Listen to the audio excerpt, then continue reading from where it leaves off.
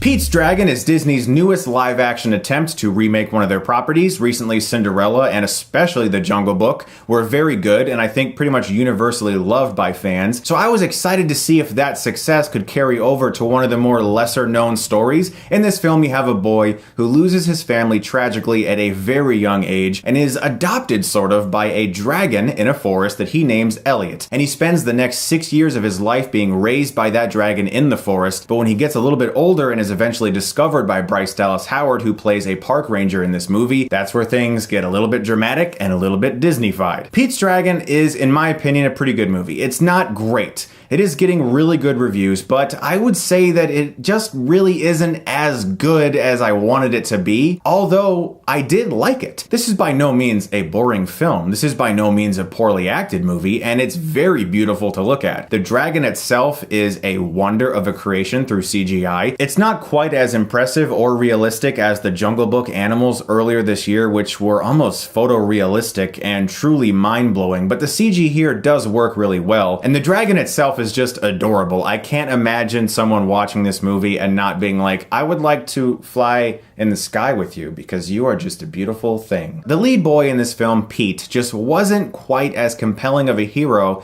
as I wanted him to be. I think the film struggles to have one real protagonist because you have Robert Redford in this movie talking about having seen this dragon at one point in time, and that's how the movie begins with his narration. And then you have Bryce Dallas Howard who finds him, and the movie is called Pete's Dragon, so you're assuming that he's the main character, but the movie kind of goes back and forth between who to follow. You also have Karl Urban in this film who plays someone who feels the dragon's out there and wants to hunt it down, and so you have all these characters, and most of the time they're fleshed out fairly well. I'm just saying the movie has a tough time really identifying with one of them. The young boy playing Pete is fine. There's nothing wrong with his performance. It's just that he was nowhere near as compelling as, say, Mowgli in The Jungle Book.